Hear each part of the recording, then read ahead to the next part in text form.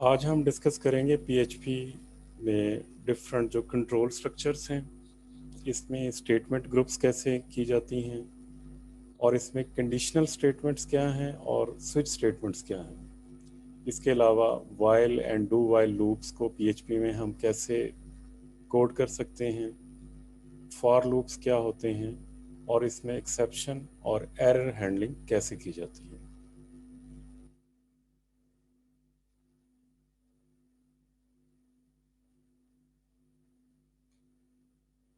Control structures क्या होते हैं, इसमें हम डिस्कस करेंगे statement groups, conditional statements, switch statements और लूप्स, फॉर लूप्स और एरर हैंडलिंग में ट्राई, थ्रो, कैच, फाइनली और स्टेटमेंट्स को हम यूज़ करेंगे।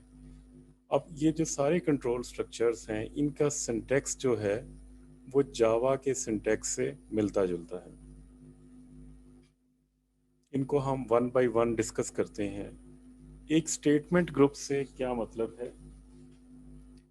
इसका मतलब है कि हम एक या एक से ज़्यादा स्टेटमेंट्स को लिखना चाह रहे हैं। A statement group is a sequence of zero or more statements delimited by a pair of curly braces. तो जो विद इन दी करली ब्रेसेस आप जो स्टेटमेंट्स लिखते हैं, those are called statement group. Statement groups में नंबर ऑफ स्टेटमेंट्स हो सकती हैं और even there might be a zero statements. इसमें हम मल्टीपल स्टेटमेंट्स को यूज़ कर सकते हैं, लेकिन जो पीएचपी है वो सिर्फ वन स्टेटमेंट को एक्सपेक्ट करता है। लाइक यहाँ पे हमारे पास एक स्टेटमेंट ग्रुप है, $x is equal to 1 and $y is equal to $x plus plus. तो इसमें ये दो स्टेटमेंट्स हैं जो एग्जीक्यूट हो रही हैं, लेकिन वो statements are not delimited by the semicolon.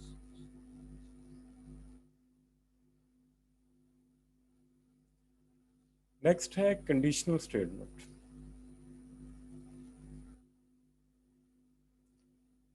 इसमें जो जनरल फॉर्मेट है कंडीशनल स्टेटमेंट का वो सिमिलर है, लेकिन ये उसी तरह नहीं है जिस तरह जावा और जावास्क्रिप्ट के अंदर है।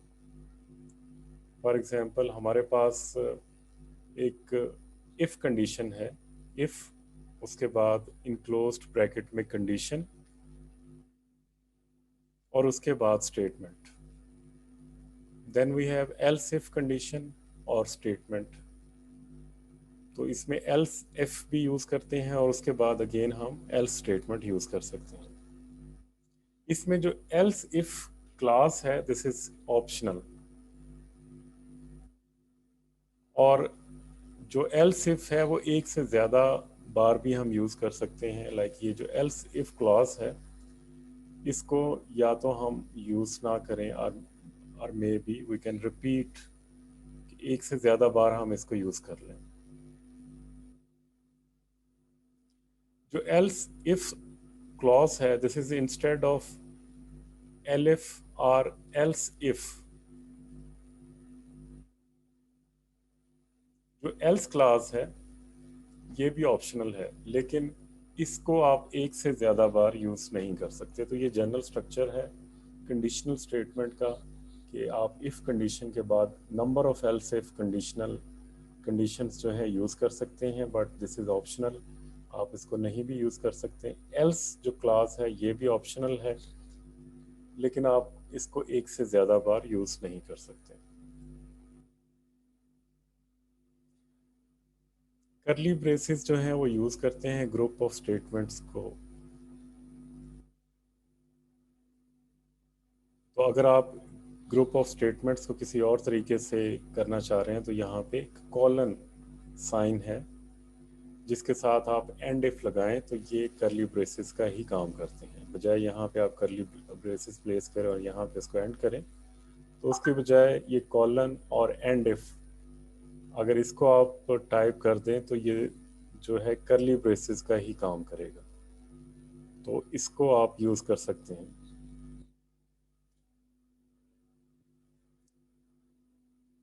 और यही जो कॉलन और एंड इफ है आप स्विच स्टेटमेंट के अंदर भी यूज कर सकते हैं।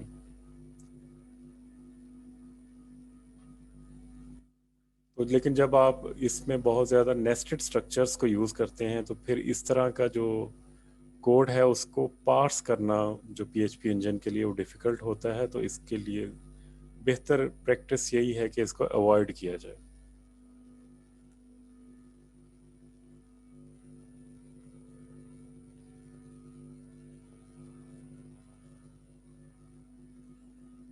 PHP also supports conditional expressions।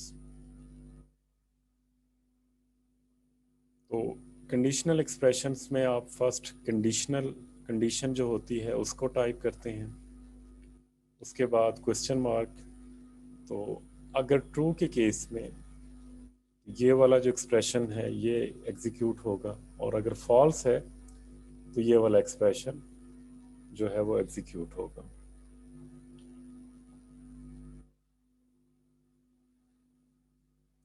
Switch statement जब आपके पास बहुत ज़्यादा इफ एल्स स्टेटमेंट्स हों और नेस्टेड स्टेटमेंट्स हों तो इफ एल्स स्ट्रक्चर की जो रीडेबिलिटी है वो कम हो जाती है और वो जो स्ट्रक्चर है वो कॉम्प्लेक्स होता है। तो उसको अवॉइड करने के लिए एक स्विच स्टेटमेंट यूज़ की जाती है। स्विच स्टेटमेंट बहुत हैंडी है जब आपके पास बहुत ज़्यादा इफ एल्स कंडीशंस हों, तो वहाँ पे स्विच स्टेटमेंट को यूज़ किया जा सकता है। तो इसमें एक केस क्लास होती है। इसमें जो डिफ़ॉल्ट क्लास है वो ऑप्शनल है।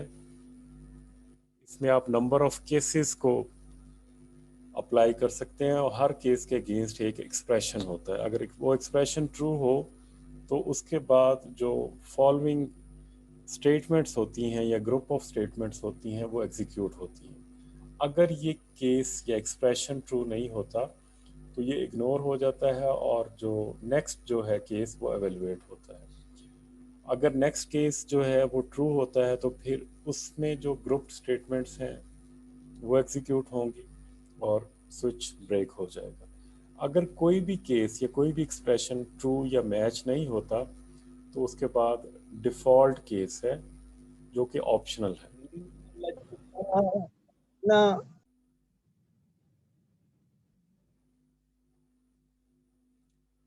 अच्छा, स्विच स्टेटमेंट के अंदर ये नंबर ऑफ केस स्टेटमेंट्स होती हैं जिनको यूज़ किया जाता है। अगर कोई भी एक्सप्रेशन इसमें ट्रू नहीं होता, लाइक एक्सप्रेशन 1 या एक्सप्रेशन 2, तो फिर जो डिफ़ॉल्ट क्लास है वो एग्जीक्यूट होगा।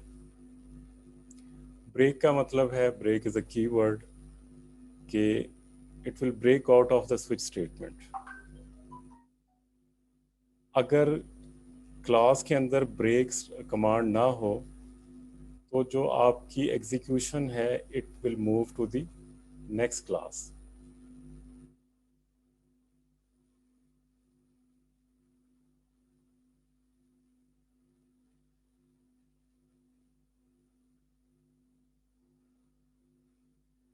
ये एक एग्जांपल है स्विच स्टेटमेंट की। हमारे पास एक एग्जांपल है क्लासिक एडवेंचर गेम कमांड्स। तो ये हमारे पास एक स्विच स्टेटमेंट है। स्विच इसमें कीवर्ड है and command is a expression. अब इस कमांड की वैल्यू जो है वो मैच होगी अगेंस्ट ईच केस। अगर कमांड आइडेंटिफायर में हमारे पास नॉर्थ की वैल्यू आती है तो इसका मतलब है ये वाला जो केस है ये मैच होगा, और इसको हम लिखेंगे $y प्लस इक्वल टू 1 और उसके बाद ब्रेक। इसका मतलब है कि जब इसके पास कमांड आइडेंटिफायर में नॉर्थ की इनपुट आएगी तो उसके बाद जो स्टेटमेंट होंगी वो एग्जीक्यूट होंगी। तो इस स्टेटमेंट में हम क्या कर रहे हैं कि y एक वेरिएबल है उसमें हम +1 इंक्रीमेंट कर रहे हैं और उसके बाद ब्रेक। इसी तरह अगर कमांड में हमारे पास इनपुट आती है साउथ तो इसका मतलब है इस केस के बाद जो स्टेटमेंट्स हैं वो एग्जीक्यूट होंगे। और इसमें क्या है कि हम क्या कर रहे हैं, y में डिक्रीमेंट कर रहे हैं 1 का, और उसके बाद ये स्टेटमेंट, ये जो केस है ये ब्रेक होगा।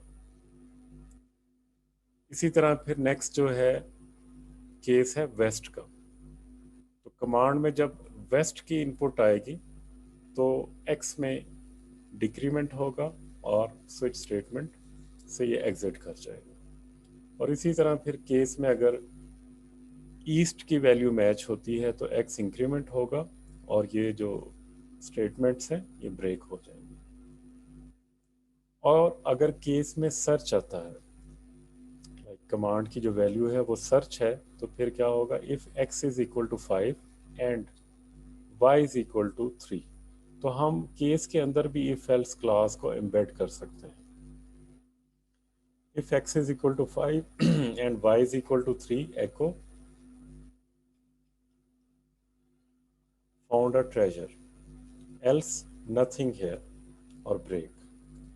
और इन सब इनपुट्स के अगेंस्ट कोई भी केस मैच नहीं होता। ना आपके पास नॉर्थ जो है इनपुट है, ना साउथ है, ना वेस्ट है, ना ईस्ट है, ना ही सर्च इनपुट है। तो इसका मतलब है ये सारे केस जो है वो मैच नहीं हुए।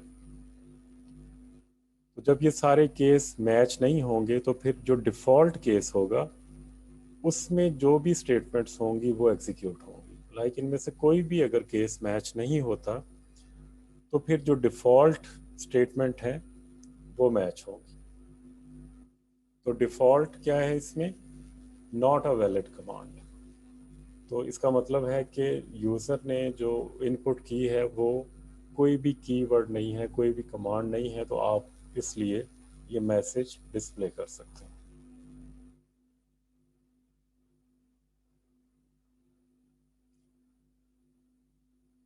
दूसरी इसमें जो ऑप्शन है कि इसमें ज़रूरी नहीं है कि हर केस क्लास के साथ कोई स्टेटमेंट्स एग्जीक्यूट हो।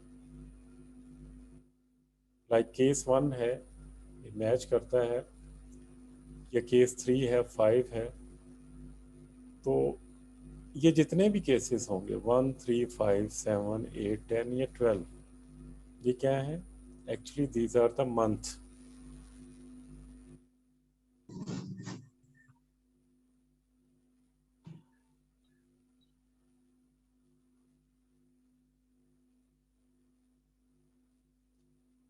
यानी किसी भी ईयर का first month, third month, fifth month, seventh month. Brahma Gita. तो इस एग्जाम्पल में हमारे पास ये जितने भी हैं actually these are the month numbers. Case 1 है, केस 3 है, केस 5 है, केस 7 है, ये केस 8 है, ये केस 10 है, या केस 12 है। एक्चुअली ये क्या है, ये मंथ नंबर्स हैं। तो जो किसी भी ईयर का फर्स्ट मंथ होगा या थर्ड मंथ होगा या फिफ्थ मंथ होगा, वो क्या होगा, 31st 31 डेज का होगा।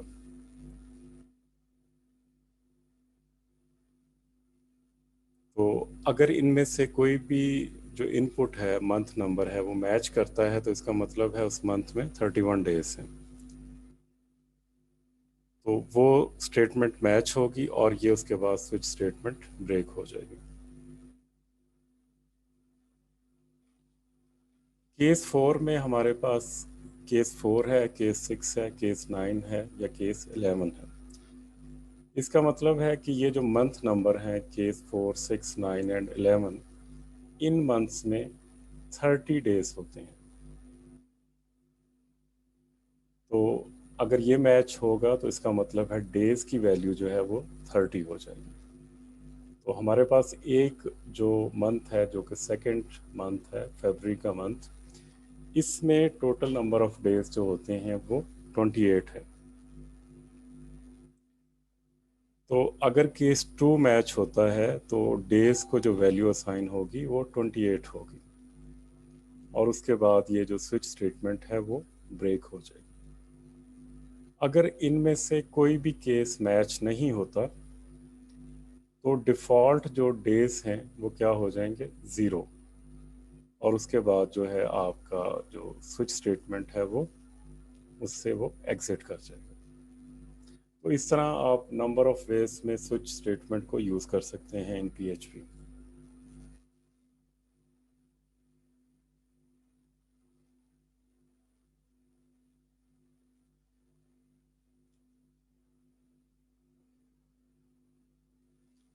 अच्छा, PHP में हमारे पास while and do while loops भी हैं।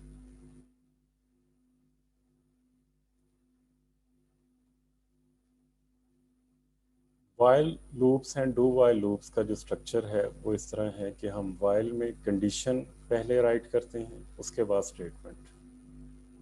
अब वाइल और डू वाइल में जो मेन डिफरेंस है कि डू वाइल में स्टेटमेंट पहले एग्जीक्यूट होगी और कंडीशन बाद में एवेल्यूएट होगी, जबकि वाइल लूप में कंडीशन पहले एवेल्यूएट होती है और स्टेटमेंट बाद में एग्जीक्यूट होती है। तो डिफरेंट सिनेरियोज में इन लूप स्ट्रक्चर्स को यूज़ किया जाता है। For example, compute the factorial of number. तो आपने किसी नंबर का फैक्टोरियल फाइंड करना है।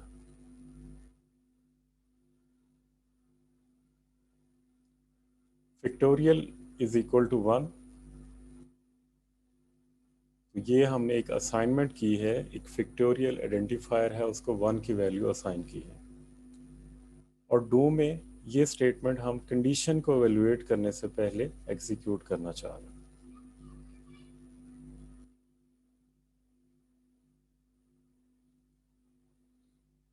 तो इसमें फैक्टोरियल है, factorial multiply equal to number, और नंबर को हम डिक्रीमेंट कर रहे हैं। While number is greater than 0, तो ये पहले ये एक्सप्रेशन जो है, ये जो स्टेटमेंट है ये एग्जीक्यूट होगी, और उसके बाद ये जो वाइल कंडीशन है ये एवेल्युएट होगी।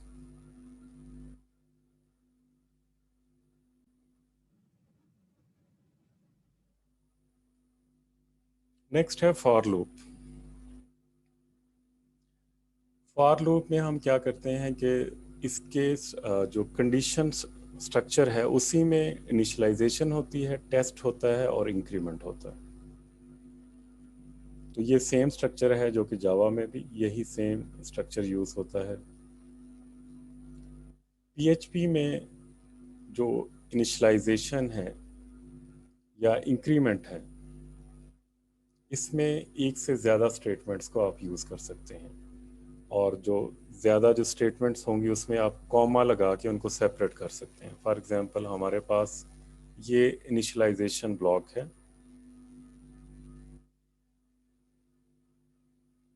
तो इनिशियलाइजेशन में हमारे पास जो आई आइडेंटिफायर है इसकी वैल्यू 3 है, जे की वैल्यू 3 है, और अगर $J is greater than 0, this is test statement. ये सेकंड ब्लॉक है, टेस्ट यहाँ पे है, J is greater than equal to 0, तो हम इसमें ये इंक्रीमेंट कर रहे हैं और साथ में फिर डिक्रीमेंट कर रहे हैं। तो यहाँ पे भी मल्टीपल आइडेंटिफायर्स को आप यूज़ कर रहे हैं, मल्टीपल आप इसमें स्टेटमेंट्स को यूज़ कर रहे हैं, और इनके दरमियान में कॉमा आप यूज़ करेंगे जब भी आपने एक से ज़्यादा इंक्रीमेंट या डिक्रीमेंट यूज़ करने हैं। तो और इसी तरह ये इनिशियलाइजेशन है, यहाँ पे भी इसी तरह आपने कॉमे के साथ इनको सेपरेट करना है। और इसके बाद जो स्टेटमेंट है जो शो होगी, that is I minus $J। तो आई और जे की जो इनिशियल वैल्यू है वो 3 और 3 है। उसके बाद आप क्या कर रहे हैं, इसको मल्टीप्लाई कर रहे हैं, तो 3 इंटू 3 क्या आएगा, 9 आएगा। अब ये जो फर्स्ट टाइम ये स्टेटमेंट एग्जीक्यूट होगी, नेक्स्ट टाइम अब इसमें क्योंकि पोस्ट इंक्रीमेंट है और पोस्ट डिक्रीमेंट है, तो अब आई में 1 इंक्रीमेंट हो गया है और जे में 1 डिक्रीमेंट हो गया है। तो अब 3 की बजाय 4, और जो जे की वैल्यू है 3 की बजाय 2 हो जाएगी, और इनकी जो मल्टीप्लिकेशन है वो 8 होगी। इसी तरह ये 5 आएगा और 6 इंटू 0 0 आएगा।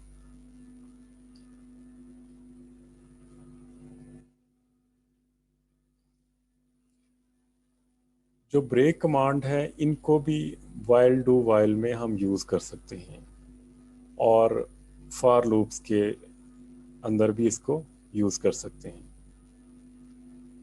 And discontinuous execution of the loop, तो जो ब्रेक यूज़ होगी वो किस लिए होगी, अगर आप इसको वाइल या डू वाइल में यूज़ करते हैं, ये उस लूप की जो रेपिटिशन है, उसका जो आइट्रेशन आप कहीं पे स्टॉप करना चाह रहे हैं based on some test value या कंडीशन, तो आप उस लूप से एग्जिट कर सकते हैं।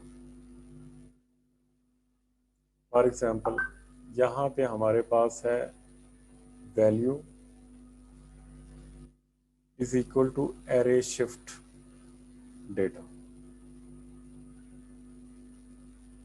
तो इसमें वैल्यू को जो है वो डेटा असाइन हो रहा है array underscore shift data. Return is equal to F write resource dot value. अगर यहाँ पे कोई वैल्यू राइट नहीं हो रही, इफ नॉट रिटर्न, तो ये क्या करेगा, इस लूप से एग्जीक्यूट कर जाएगा, एग्जिट कर जाएगा।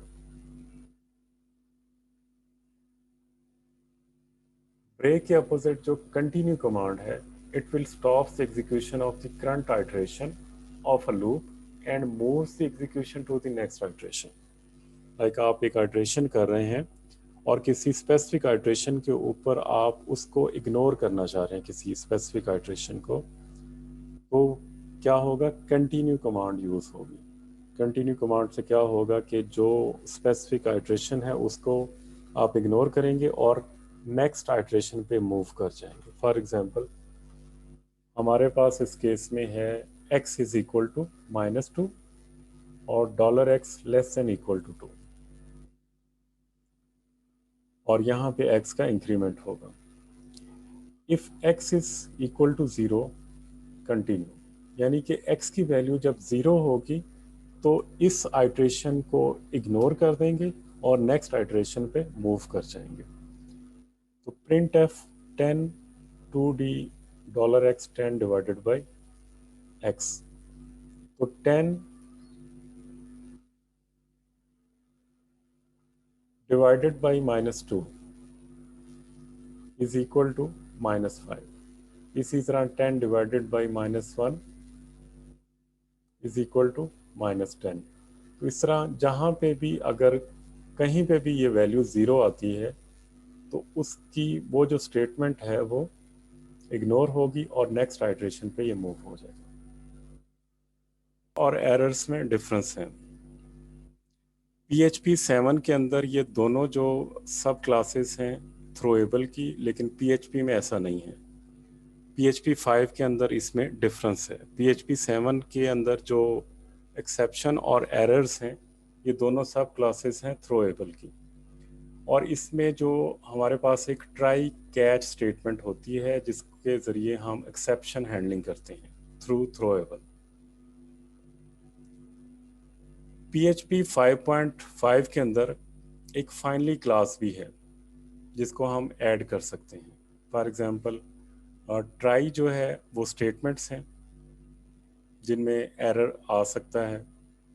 कैच जो है वो एक्सेप्शन है जो थ्रो होती है। और फाइनली ऑप्शनल कोड है, जो आप जिस तरह आपका कोई डिफ़ॉल्ट कोड है या डिफ़ॉल्ट स्टेटमेंट है जिसको आप हमेशा रन करना चाह रहे हैं, तो फाइनली है वो रन होगी।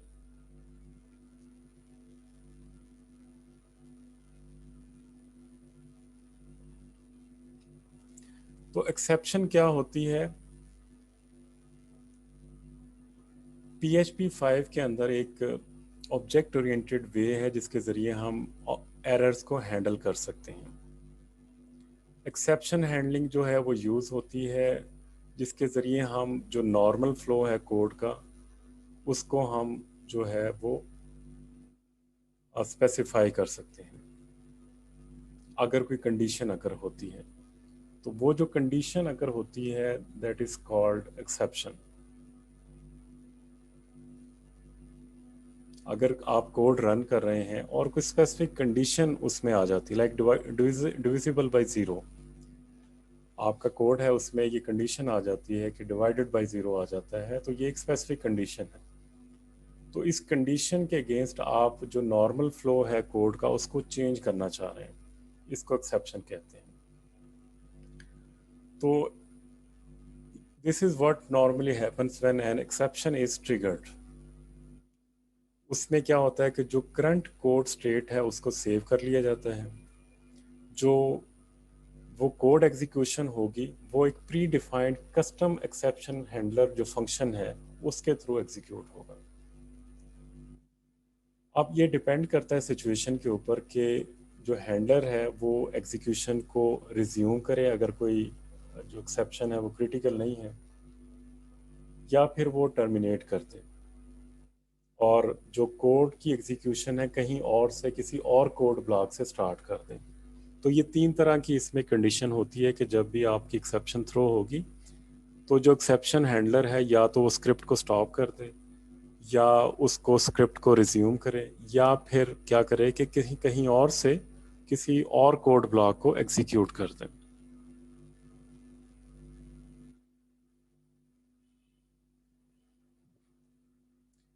तो इसमें हम डिफरेंट एरर हैंडलिंग मेथड्स को यूज़ करेंगे। इसमें जो एक्सेप्शंस हैं वो कैसे यूज़ होती हैं, हम इसको एक जो कस्टम एक्सेप्शन हैंडलर है वो कैसे क्रिएट कर सकते हैं, मल्टीपल एक्सेप्शंस कैसे थ्रो होती हैं, एक एक्सेप्शन को रीथ्रो कैसे कर सकते हैं, और एक जो टॉप लेवल एक्सेप्शन है वो कैसे क्रिएट होता है।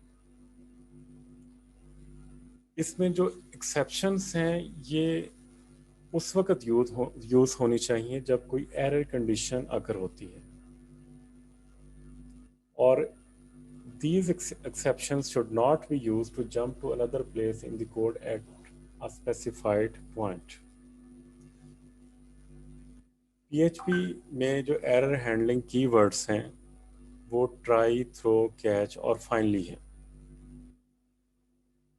तो ट्राई ब्लॉक ऐसा ब्लॉक होता है जिसके अंदर जो आपका ऐसा कोड होगा जो पोटेंशियली एरर थ्रो कर सकता है।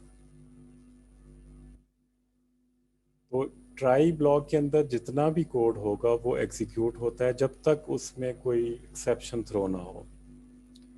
जो थ्रो है ये क्या है, ये एक सिग्नल है जो बताता है कि कोई पीएचपी एक्सेप्शन अकर हुई है।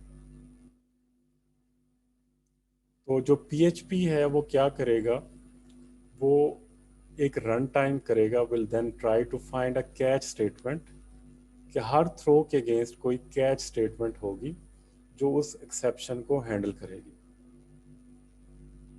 तो कैच ब्लॉक जो है इसमें ऐसा कोड होता है जो उस वक्त एग्जीक्यूट होता है या उस वक्त कॉल होता है जब कोई एक्सेप्शन अकर होती है। और ये कोड ऐसा होना चाहिए जो जिस थ्रो के अगेंस्ट या जिस एक्सेप्शन के अगेंस्ट इसको कॉल किया गया है उसको ये हैंडल करे। जो फाइनली जो PHP 5.5 में इंट्रोड्यूस हुआ था, इसमें क्या है कि जो फाइनली ब्लॉक है it may also be specified after और इंस्टेड ऑफ कैच ब्लॉक। जो कोड होता है with in the finally block will always be executed after the try and catch block, regardless of whether an exception has been thrown and before normal execution resumes. This is useful for scenarios like closing a database connection, regardless if an exception occurred or not. तो finally जो block है ये एक ऐसा block है जिसने must execute होना है, चाहे कोई एक्सेप्शन थ्रो हो या ना हो, कैच ब्लॉक जो है वो यूज़ हो या ना हो। तो जो फाइनली ब्लॉक है इसमें हम ऐसा कोड रखते हैं जो कि हमें ज़रूरत पड़ती है। लाइक अगर हम कोई डेटाबेस में इंटरेक्शंस कर रहे हैं तो डेटाबेस का connection at the end of the processing हमने क्लोज करना है तो उसको हम फाइनली में रख सकते हैं। ये एक एग्जांपल है, एक आइडेंटिफायर है जिसकी वैल्यू a है। ट्राई में रखेंगे इफ़ इज़ इंट, अगर इसकी टाइप इंटीजर है या इसकी टाइप फ्लोट है या इसकी जो टाइप है वो फिनिट है, तो फिर क्या करेंगे, y को हम राउंड कर देंगे 2 प्रिसीजन पे। एल्स हम क्या करेंगे, अगर ये इंटीजर या फ्लोट या फिनिट नहीं है तो फिर हम क्या करेंगे, न्यू एक्सेप्शन थ्रो करेंगे, नॉट अ नंबर। अब ये थ्रो जो होगी, ये थ्रो के कीवर्ड के अगेंस्ट ये एक्सेप्शन थ्रो होगी। और ट्राई में ये कोड है जिसमें हमें लग रहा है कि इसके अगेंस्ट कोई एरर आएगा। तो जैसे ही कोई एरर आएगा, ये कंडीशन ट्रू होगी तो ये एक्सेप्शन थ्रो करेगा। जब इस एक्सेप्शन थ्रो होगा तो उसके अगेंस्ट कैच ब्लॉक में इस एक्सेप्शन को हैंडल किया जाएगा। तो ये डिस्प्ले करेगा कॉट और y की वैल्यू को 0 कर देगा। फाइनली का जो ब्लॉक